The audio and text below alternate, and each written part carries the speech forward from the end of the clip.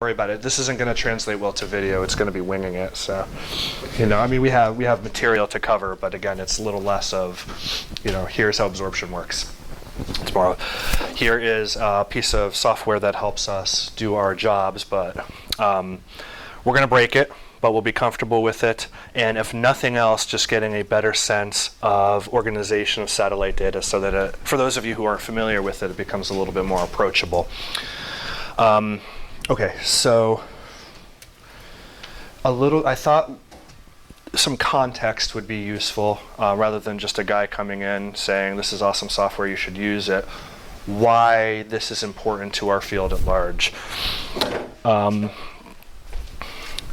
Until Beam came around, it was really the only image analysis package that allowed you to take ocean color data and not just display it, perform some rudimentary data analysis, but actually process the data so that anybody on the street could reproduce what NASA was actually doing and modify it to do their own things. It works for all of the missions that we support, which is just this laundry list here plus a few others. But the general idea is it's not specific to anything in particular, that if it is an ocean color mission or salinity mission or something like that, then it's modularized in a way that it can support just about everything. So,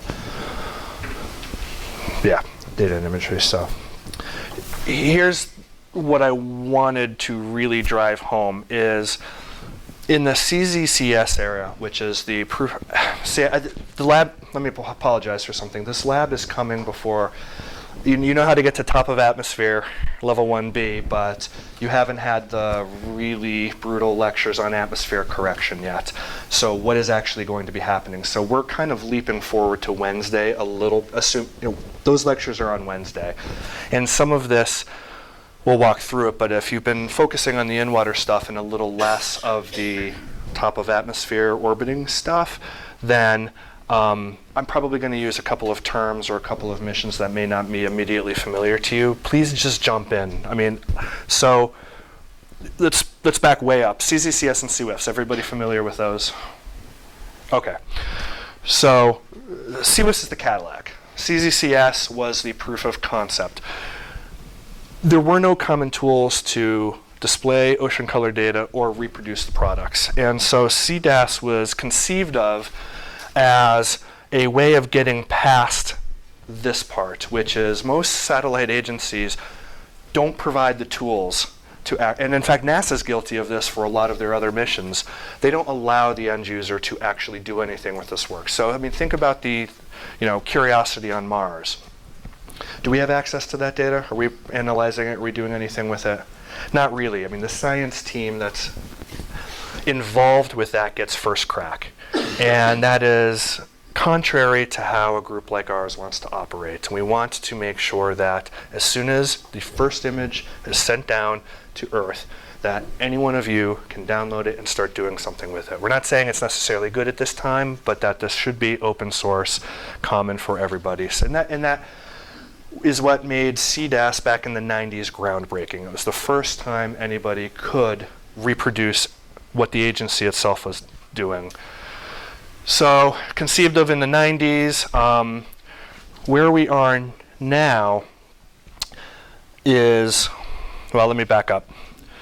It stimulated the development of Beam around 2002.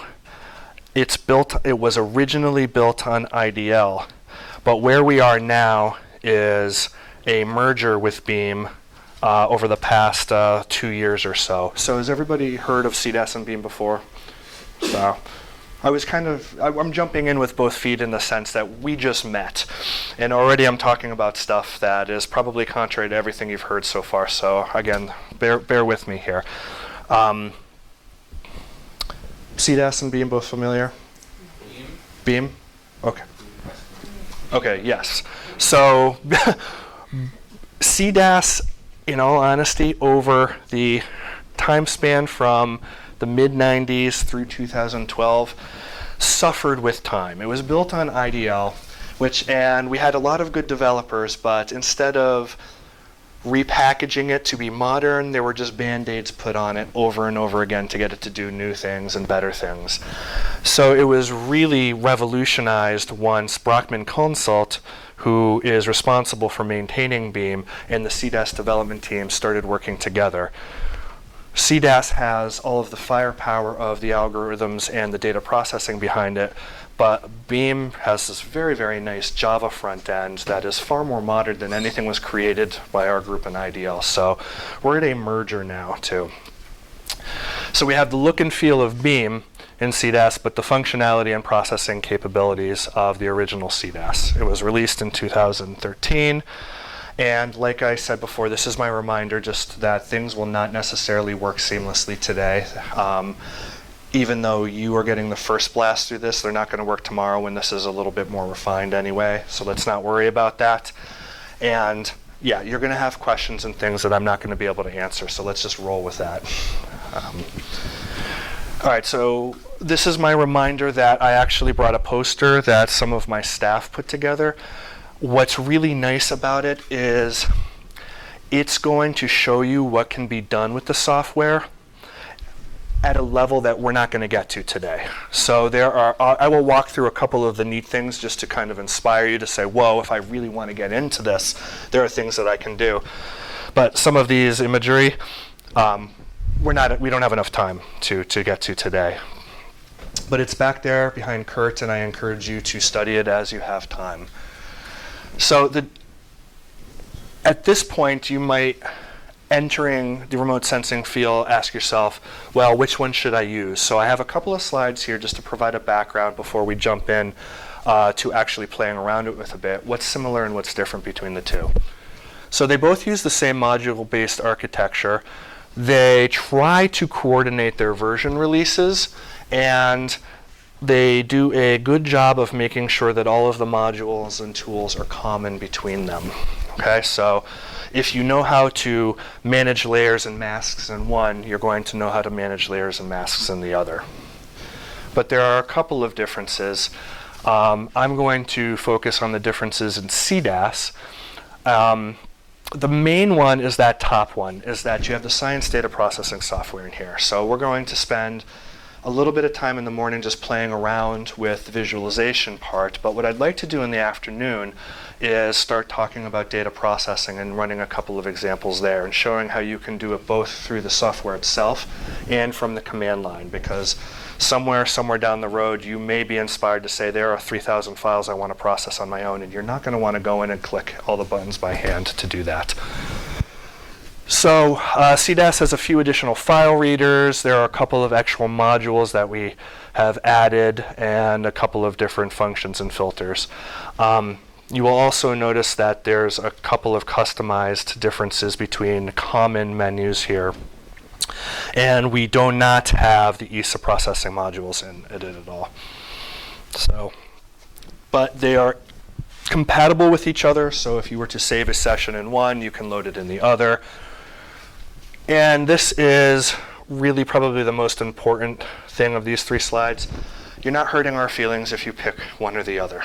So pick one and stick with it. You should make that decision based on the features and the lack of bugs for what your particular application is. But you should be able to bounce between and forth between the two. So if you need help, they have their own forums. I think you might have seen that in a slide that I passed around earlier last week. If you have a question, check the forum first. That is the best way to do this. There's internal help, so there's a help menu in all of them, and then there are also videos. So, any questions so far? I mean, this is boring and rudimentary, but you know, it's kind of the programmatic stuff just to let you know why you're doing this at all today. So the way I'd like to organize the lab is in the morning. We'll do more of the introduction to it. Here's how we load it. Here's how we start looking at some of the data analysis features. In the afternoon, we'll get into the satellite data processing. I will show you how to do a couple of these things, but what I think might be more powerful and more of a real-world application is I have 4 or 5 different exercises. And what we'll do is just put them up on the board, and we'll take in half an hour and just work together to getting all of that done. So, and this is going in with the knowledge that some of this will be easy and boring for some of you and maybe not for others. So it's taught at a fairly, hey, here's some basic tools to use. By all means, when you get bored with me, if you can find more advanced things to do, also not hurting my feelings, just go for it. So, all right, I'm going to actually turn the light on for a second. So who, just so I get the lay of the land here, who's done this before? Okay, awesome. So what I would like to do is actually get a sense of what you want to learn, so that I can, because again, most of the instructor-led stuff is just going to be showing you some of the tools here. So Quentin, see, I don't know that there's much that I'm going to teach you. So. Nothing in particular. Oh, yeah, all right. Maybe get back to you later. Yeah, sure. I mean, is there anything in particular you want to jump into here? Actually, I'm not using it right now because I'm using MATLAB. Okay. So, I don't know. No, okay.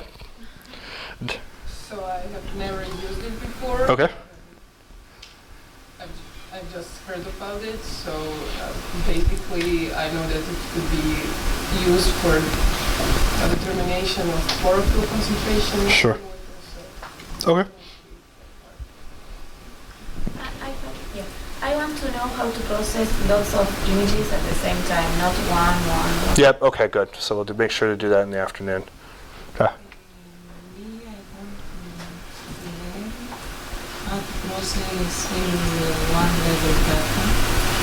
Okay, some more data processing.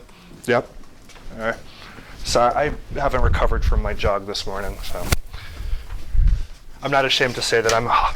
This is buggy and I'm hot. So, how about you? Okay. Processing. So should we skip the visualization and go right to the processing? Yeah, no? Well, that's useful. Yeah, just have a look at my data. Yeah. I've used it, but Yeah. probably not used it to its full potential. So Okay. work out. I'm self-taught, so there's probably loads of things that I'm either doing wrong or I'm not really using it as well as it could be. So that's really what. Okay. Kind of along the same lines of that, and I know you mentioned you're going to be doing some atmospheric correction talks Yeah. and stuff, but I'll also be interested in shallow water stuff, so bottom signal correction stuff as well. Okay. All right. Well, we'll try to get to that. I don't have a lot of canned examples for it, Yeah. but happy to talk about it because it's it's an emerging thing to be doing. So yeah. All right. I keep looking at you. You've done this.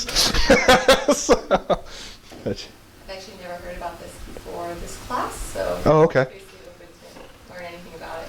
So let me use you as a barometer then. How did,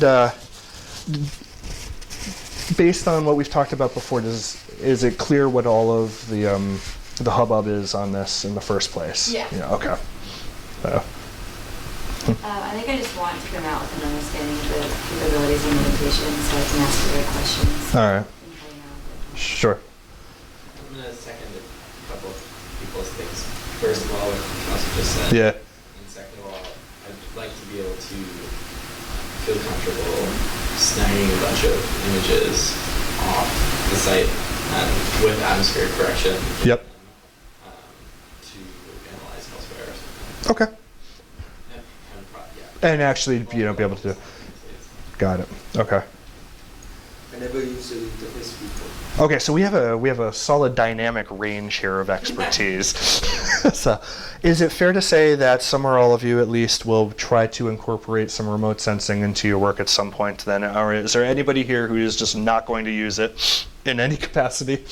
And that, again, no worries. So it's totally okay. Oh. All right, that's fine. So that sounds good. So I'm going to jump around a little bit then.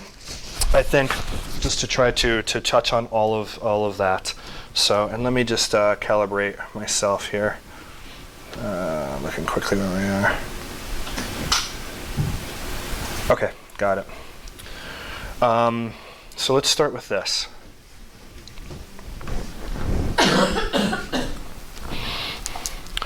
So Kurt, how far did you got to about this point, right? Top of the atmosphere? Basically, I kind of gave a quick overview of like defining terms like level 1 and level 2 and all of that. Define the exact normalized water leaving. Oh, sorry. And, but I didn't say anything about, starting out with bolts and getting to top of the atmosphere radiuses other than to just say you apply calibration factors. Okay. So I don't think anything you do here will be really repeating. Okay. I just basically defined terms.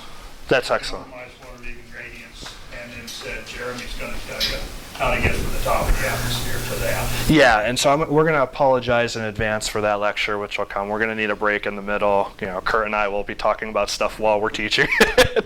So this is going to be more of a straightforward, cartoony version of atmospheric correction and like 3 different little things that pop up. And the point of doing this is to familiarize you with some of the processing steps we're going to take later. So we'll get into the nuts and bolts of how everything behaves algorithmically another time. For now, this is intended to show you that you just don't magically download all of this and all of this, that there are steps in between, and we're going to walk through all of those, but that they have a purpose. So what the satellite measures is the radiant field exiting the top of the atmosphere, right? So we care about what's at the sea surface, and in between there is a bunch of what's effectively noise for an oceanographer. Cloud and aerosol folks would disagree, but the general rule of thumb is that the water is contributing on the order of 10% of the total signal, all right? And so 90% of what the satellite's seeing is oceanographic noise. You want to remove it. And so the first step is actually removing the atmosphere from this total signal, and then you get to the light field leaving the sea surface. Now, the satellite doesn't measure chlorophyll. It doesn't measure diffuse attenuation. So the second step is relating what the satellite sees at the sea surface to a geophysical product you actually care about. So in data processing speak, this is a level 1A file. Level 1A file is just top of atmosphere, uncalibrated radiances. Cool. You perform the calibration here, and you get to level 1B, and what you're doing there is creating the georeferencing of all of this. So now we know where we're looking at. Now we're in radiance units, but we're still just looking at watts per square meter, per second, per steradian, whatever the units are. A level 2 file is when you get all the way through the atmosphere and you come up with something that's really an ocean color product. A level 3 file is when you take whatever product you're looking at, which is still in a satellite coordinate system, and do some spatial and temporal binning. I want to say this again in a different way a little bit later. But it is to plant the seed in the back of your heads that when we start doing the data processing in the afternoon, you're going to see things that end in level 1A, and then you're going to see a geo file, and then you're going to see a level 1B file, and then you'll see a level 2, and maybe we'll make a level 3. Those are all different steps of basically going from what the satellite is seeing, which is all the light coming out at the top of the atmosphere, and stepping through these different processes of removing the signal, applying an algorithm, and then binning it, okay? So the infrastructure of SeedAss, when you're starting to think about the data processing capabilities, is as follows. Its foundation, the bottom of the triangle, is really just the source code. So you can go back and use exactly the same code that NASA is using in production. So if I teach this correctly, you should be able to go to a browser from the Ocean Color website, download a level 1A file, do all of the processing steps to create a level 2 file, and have that match exactly the same level 2 file that you can get off of that browser. And the power in that is then there are a lot more eyes on it than just one group doing this. And if you don't like one of our algorithms, there are opportunities to create your own. Built on top of the source code, knowing that not everybody wants to compile and execute C programs and Fortran programs, or wrapper strips written in Python. So we're going to start focusing on this in the afternoon. And then there's the GUI at the top. So in terms of this lecture, we're starting up here and going this direction. But I want you to understand that the way the whole program is constructed is actually the opposite. There's the data processing code, there are some wrapper scripts, and then there's the visualization GUI that basically just calls these. And these call these. So there's no substantial separation between plugging in numbers at the top of the GUI and actually executing the source code. But it is not as if you're using different routines along the way. You're basically just calling them in a hierarchical fashion. Okay, so this is to jog my memory. Did anybody have any substantial trouble installing SeedAss over the past week? Yeah? I mean, I was able to install it, but I'm having problems with the data processing You did? Okay. All right. stuff. I don't really understand the whole Git thing. Oh, you went that route? Yeah, okay. So there's a couple of different ways that you can do it through the GUI, which will do some of this stuff for you, but the Git thing is a content management system. Yeah, that is basically doing version control. So we'll try it the other way, perhaps, and do that. So who has SeedAss in front of them that they can play along then? Okay, so enough people that those of you who don't can just look over shoulders and things like that. I think I had the same issues though, getting the process. Okay, that's fine. We can take a break after lunch and work on that. Random question. Sure. Why is the data processing stuff not available for PCs? That gets back to this part. So we use effectively a massive Linux cluster to do all of the processing. And so the code is compiled to work on a Linux system. It ports pretty easily to Mac because that's based on a former Linux kernel. But Windows is so much different. The source code would have to be entirely reconfigured and recompiled to work on a PC, and we've just never invested. It's big enough project that we've never invested in it. So you can do the Java analysis in Windows, but you can't do the data processing. Although it works in a virtual environment. So if you had what is a VMware or something like that running on your PC, you can mimic a Linux. Yeah, so feel your pain. So. What I can say is it's probably not going to change anytime soon, so that if this is something that you want to be more involved in, Get a Mac. or a dual boot PC that can run Linux. Yeah. I mean, I think Get a Mac is a good, well, no, sorry. I work for the government. I don't say stuff like that.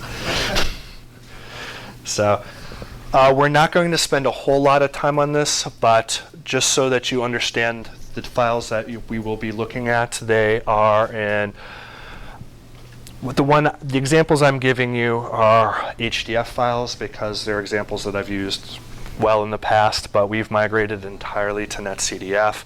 These are self-describing file structures. I would, if you aren't familiar with them, take 10 minutes and if anything else, just search a Google image. There's a lot of nice self-describing things, but we're not going to waste your time talking too much about how a NetCDF file is organized. Just understand that you're not dealing with plain text here.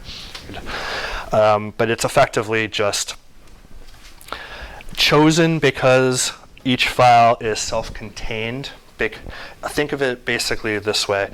It's a stack of pancakes with some information on top. So every different data record is just one pancake. There's another data record that's on top of it. So when I say data record, I'm talking about there's an array of chlorophyll. There's an array of KD. There's an array of RRS. So each of these are basically two-dimensional arrays that are stored in one single file, kind of like being stacked on top of each other, like, again, pancake. But at the top, there's enough metadata that it tells you what's going on in each of these files.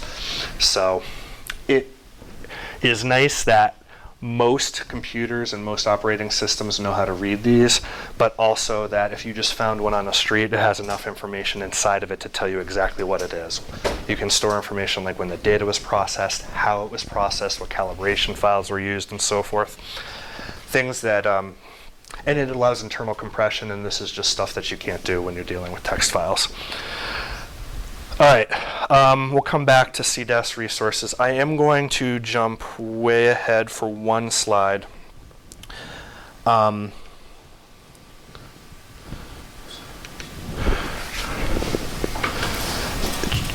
In case, I have an example from the Gulf of Maine that you should be able to download so that we can look at things. But during your downtime, if you had any interest in grabbing a satellite file for yourself, then it is oceancolor.gsfc.nasa.gov. There is an access data pull-down menu there, and you can get everything from here. Okay? Has everybody been to this site at some point? Never tried to do it? Okay. So let's do this.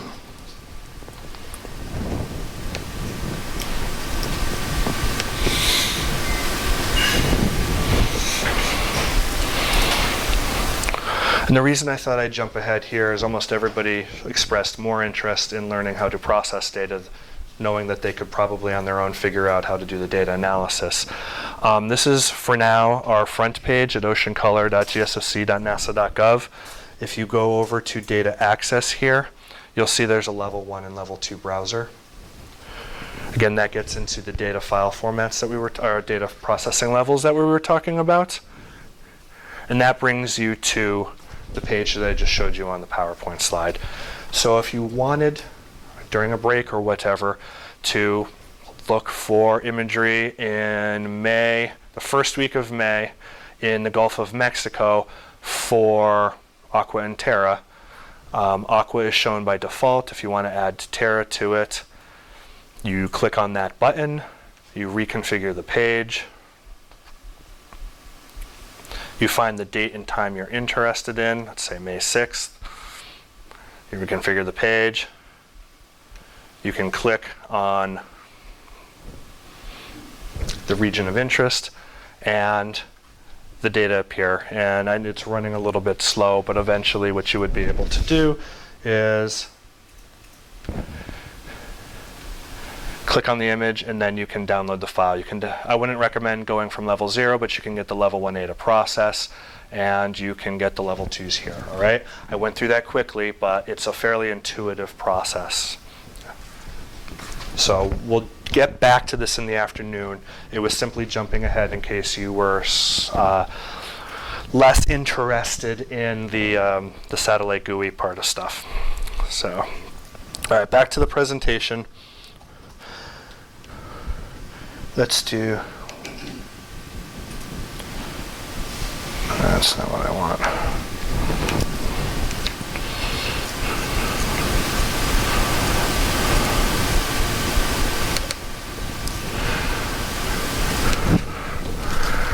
So I want to jump now to the punchline of a cool few things that you'll be able to do. So if you take a look at the poster, you'll see there are just a bunch of different tiles of things that have all been created with SeedAss. So we're not going to get to it, but just to kind of get you jazzed about what you might do if you become more advanced, is you can start looking at imagery like this. So that in itself isn't maybe all that impressive, except that with a keystroke, you can start changing the layers of color on top of it to pull out the features that you actually care about. Doing something like this is only a few steps of work. And the power in doing something like this is simply that you're adjusting the dynamic range of what you're looking at to pull the features out. So you can always see a front here, and you can see what's happening in Chesapeake Bay. But you can highlight the different features and patterns. This is an image of chlorophyll, but it has land overlaid on it. The idea behind some of these new developers now is that rather than having to teach yourself how to do all of this to get a publication quality figure, that some of the tools ought to enable that. That you should be able to add layers and gradicules, which are grid lines, and do things so that ultimately you can create things like this. So this is all done with SeedAss. And it's really, I think it's really, really cool because you have a bathymetry map and a terrain map with different tiles from different overpasses from different days for a cruise track where you can actually, in the end, start doing some statistical comparisons between what the satellite is seeing and what the shipboard measurements are actually seeing. So this is, I had nothing to do with making this, but this is one of my favorite images. So, and I think if I saw this in a paper, it would be really, really cool. So all of the tools are here. We'll touch on a bunch of them. We'll get to how to do things like this. But if you're so inclined, you can get to this point, and you can do it all with this tool. Here is a CWIFS image. Here is an aqua image of the same day. You can, what's highlighted here are just different swaths. Actually, I might have had it backwards, aqua, then CWIFS. But then you can do weird kind of differencing maps. So this unshaded area is where these two swaths overlapped from two different sensors. Okay, so it's the same, they saw the same thing, different days. What you see here in bright is where they both saw it, and this is just a difference map for whatever product. I think it was probably chlorophyll, but you can, the colors indicate a ratio. So the ratio of aqua to CWIFS, where the red is where aqua is higher and the blue is where CWIFS is lower. And scatter plots come out of that. So just by, I'm not explaining this perfectly, but just by creating these layers, you can then extract different masks and perform different kinds of data analysis. It's all the same tool. All of these features are in the package that we're going to be playing with today.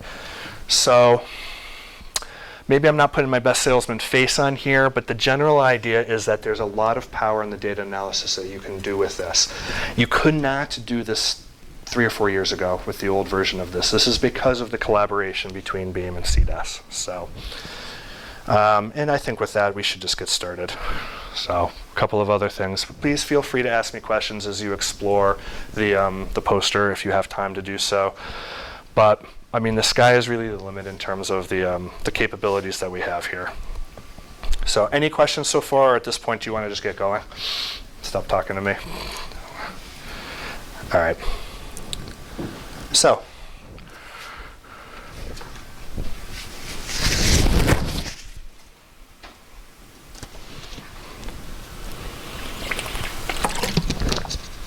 this is what SeedAss looks like. Everybody have it up? Okay. Has anybody tried to load a file or do anything like that so far? No, nobody has. Except for those of you who have used this 1,000 times. So the first thing I want to show you is that you can load in multiple different kinds of data, and the terminology is not necessarily straightforward. You have raster images, which are effectively, think of them as the two-dimensional satellite files. If you go into the raster import, what you can see are all of the different file types that SeedAss supports. Okay, so it is not just Modus and Maris. So there's actually quite a dynamic range of things that you can bring in. A lot of this is because most of these are in NetCDF or HDF format. So once you have one good reader for one, you can, bless you, read all of them. We'll get to this later, but the vector import is for, think of a CBAS file or think of a file that had latitude, longitude, and chlorophyll from the field. We'll go into an example here later where we can overlay a ship track, a fake ship track that I made, over a satellite image. That is what a vector file is going to be. Think of it as a one-dimensional text-based thing. So I'm going to load the example level 2 file that I made. File. Sorry. All right, the first thing I want to bring to your attention is that there are a bunch of different tabs on the left-hand side here. These tabs are going to allow you to do general image manipulation in terms of understanding what's in the image. It's not the data analysis tools, but it'll be the layers that we create, the masks that we create, how we manipulate the color. So think of the left-hand side as more of how I'm managing the image itself. The right-hand side is more informational. So if I were to open up one of the image, we'll go to the bands. This lists all of the different products inside of this file. So let us simply go to chlorophyll from OC3. You can see that a bunch of metadata appeared up on the side. So as I move my cursor around, the first thing you'll notice is that you can find out exactly where you are for any given pixel, and you can also find out the value of the product underneath your pixel. If I opened up another one, you'll see that another tab appears at the top. You switch between the two fairly straightforward just by clicking on the different tabs. And again, nothing magical here, but it gives you the first rudimentary view of the contents of the file. All right.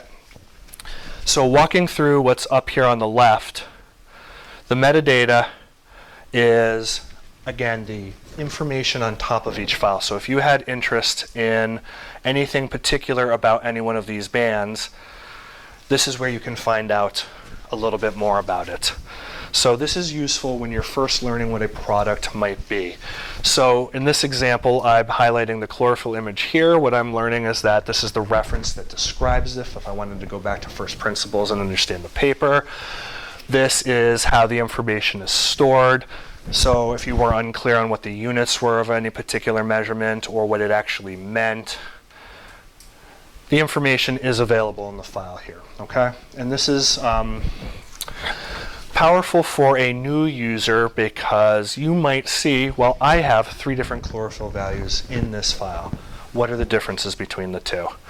And you can start discerning the differences from here. While OC3 is from J. O'Reilly, OCI is from a whole different reference here. They get you to the same point in that they both have the same units and they're the same thing. But you can trace back to the literature what all of the different products are. Okay? Any questions on that? Sort of a basic question. Sure. If you won't let me pull some of these files off of the FTP site, it's something that we read or anything. Really? Is that just my computer thing? Well, let me ask you this. Has anybody else tried it? You did not have the same problem? I had to get her to try the L2. Okay.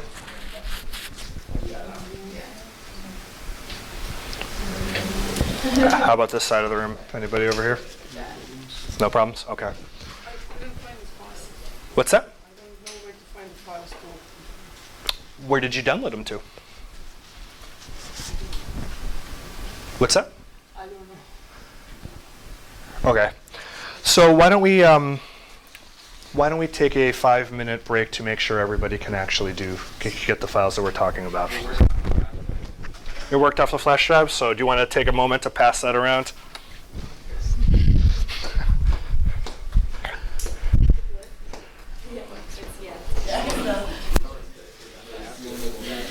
So this is an FTP. I'm confused. Okay. I'm sorry. You don't actually have to do anything now. My intent was not necessarily that you followed along as I spoke. In fact, it would probably be better if you didn't. But to do the exercises, which we haven't started talking about yet, you are going to have to download a file so that you can do that. But we can do that in a few moments if you would prefer. Yeah, I didn't download. I have to go there and download something. Correct. Okay, so let me back up. What we're going to do in the beginning of this morning is that I am going to just give you a very quick tour of everything you can do here. what I would prefer is that you were watching me do it versus doing it at the same time. That's why we have exercises later. But when we were paused for the exercise, the first thing that I will describe to you is that there are example files that you can acquire to do this exercise, that you will need to acquire to do this exercise, okay? So why don't we just take a break and do this now since we're paused anyway. So inside this FTP site, you're going to see 3 files. For now, these are the only 2 you need to care about, okay? So visit this FTP site with this directory. Find the level 2 file. It'll say L2_home or something like that. You'll see a cruise track file. Grab both of those and put them into any directory on your computer that you want to, okay? So let's take a minute and do that. And if you're having trouble, just, again, ask a buddy. Can you take a look at this error message I keep getting? Yeah, sure.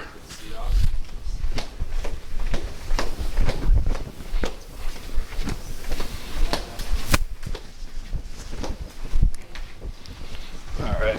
So let me see that. So I'm going to do the process from install. Okay. Should I do these? You don't need to. I mean, if you want to see the source code, you can, but all right.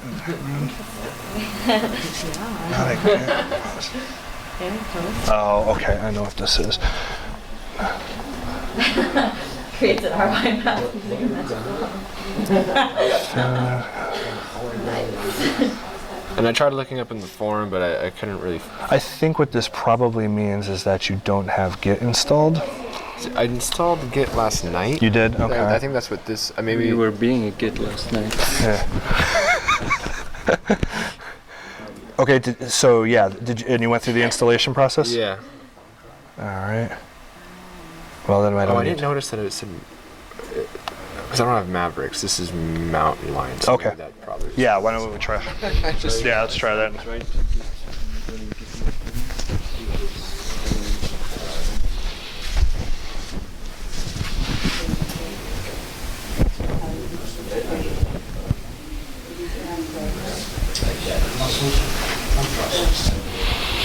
You got him for a second. I gotta go wash my face. I'm sweating like a pig. All right.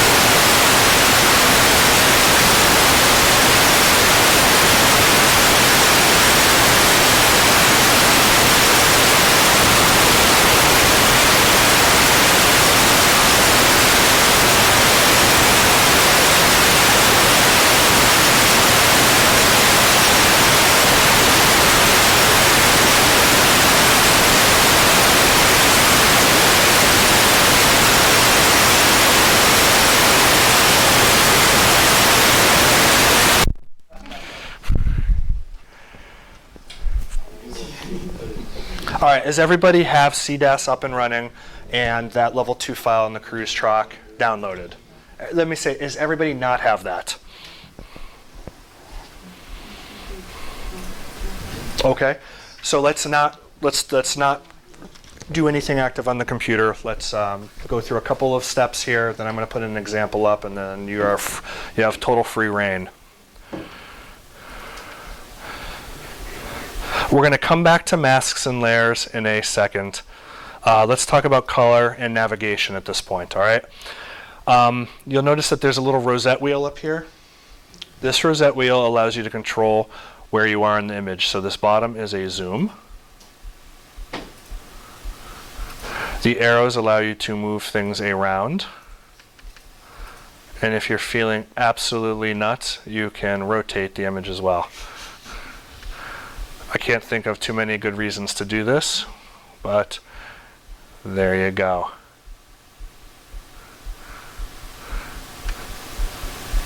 All right. Pretty simple, pretty straightforward. Let's go to the color manipulation over here, okay? So there's a tab down here that allows you to manage all of the colors, all right?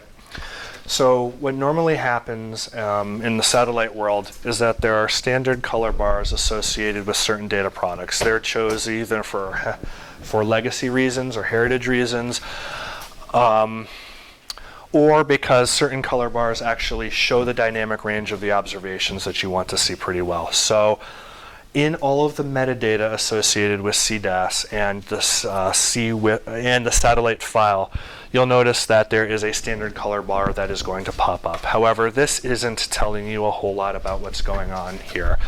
So you can either change the color bar to do something else, to pick another one if you so choose, or you can start changing the ranges. So there are a couple of different ways to do that. The brute force one is just to put the max and min value in, all right? So the first thing that I want to point out is that some of these data products are going to be in log scale, some of them are going to be in linear scale, all right? Chlorophyll is typically log normally transformed. And you can see that, let me just, here. No, you can't see it there. So you all have, you know all of this, but the dynamic range of the values in this image probably run on the order of 0.01 to 100. Okay, so if we kept this in linear scale, you would not be able to represent all different ranges equally. So chlorophyll is typically log transformed so that you would get a normal distribution of values too. All right. You can toggle in and out of log space by using the button over here. So in this scenario, let's just put in a value of 50. And you can, 50 and 0.5. So it's not showing up well here, but you can probably see it better when you do this on your computer. You can see the high ranges and the low ranges separated. So down here in the little blue area, we're looking at chlorophyll values on the order of 0.2. If you come up into the bloom here off of the coast of Cape Cod, you're looking at values that are about 20. So there are 2 orders of magnitude difference in those values. If you don't log transform those, you can't see them. Because what you're looking at is stretching a color bar from effectively 0 to 50, which means that it is equally spaced from 0 to 1, 1 to 2, 1 to 2 to 3, 4, 5, 6. So all of the high values, so let's just say 1 or 0 to 50. If you looked at a histogram of this, it's going to look something like that. But your color bar is stretched across this entire region, okay? So you can see differences between 20 and 30, but you can't see too many differences between 0 and 1. If you log transform it, you're going to get a distribution that looks like that, where this is 0.001 and this is 50, something like that, but you would have 1 or 0.1, 1, 10, and so forth, okay? Does this make sense to everybody? why you would want to log transform in the image. In this, you are looking at this first scenario, which is why all of these low values are only looking at a color range of a very small range. Whoops. So you can see that better if you were to use the slider function here. So the second way to manipulate your color bar, other than just brute force of saying here's your max and here's your min, is to use the slider tab. And a nice feature of this is that it's actually showing you the histogram of all of the different chlorophyll values in there. And so in real life, if I am toggling the log scaling on and off, you can see exactly what I drew there. That we have all of these colors available to us, but all of the variability in our image is down here. Jeremy? Yes? So, is there a way to manage when you open the tools in Color Manager? Yep. It doesn't really, like, nothing comes up for me apart from no image is selected. Okay. Is there a way to select the image? Sure. I just have this one open, and for some reason, I tried reloading it, and I don't know if it's just the way that I ordered operations. Okay, so are you back at the, can you get to this point where you're file manager and you can look at all of the different bands? And when you double click on them, does anything pop up? On the different, Pop up in your display window here? yeah, I have an image split. Okay, okay, that's good. So your next step. Maybe it's so then when you go to tools, Color Manager. Well, try the color manager on the bottom here. Try just flipping over to this tab. Okay, I'm on it, but it says no imagery selected. No imagery selected, all right. Put a pin in that. Let's come back to it when we take an exercise break, all right? So you might notice up here, it's not a great example, but this is the world map here. You can see where your image falls in on the entire world scale. Yeah, all right. So we've loaded an image. We've played with the color bar a little bit. If you want to put grid lines on, it's very simple. There is just a button up here that you can add your latitude and longitude box. If you want to add masks for land, there is a button up. This is supposed to be Italy. It looks like a little boot. But you would get a coastline and mask menu where from top to bottom, this is your source of coastline. Okay, so there are, depending on how you installed this, you have choices in terms of spatial resolution. We're looking at a big pile of land here, so doing it at 1 kilometer is probably fine. If you get down into Landsat, like what Quentin was telling you about before, you're going to need a higher resolution coastline. But in this case, let's stick with 1 kilometer. I was just showing you that there's an option that if you don't like the coastline, that's by default, you can change it. Yes, you can configure all of this stuff, and I'll show you how to do that in a second. So pick your color for the coastline, pick your color for the land mask, and you can enable a water mask at all. Also, it's really simple. You just create the masks. It puts them on for you. You can configure the colors and all of that. So with all of these, let me find the layers. You can configure all of, you can configure the grid spacing, you can configure the thicknesses of lines, and that is, hold on one sec. That's not it. Information view.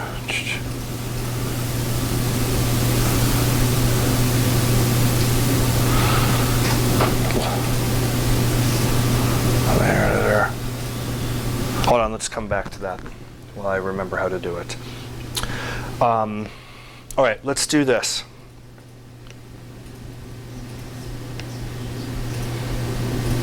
Let's get everybody involved and do our first exercise, all right?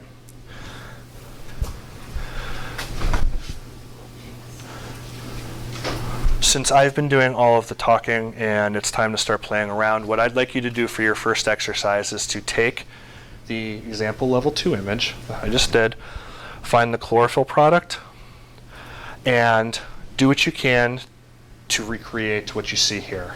It's going to require being able to zoom in, to manipulate the color bar, to use a display that puts black values where there are no data, to put a land and coast map on, and also to put a grid line on. All right, so take 10 or 15 minutes to do that. And then we'll come back into how to start editing things and looking at masks and doing some data analysis with field data. Download that file. Yep, by now is the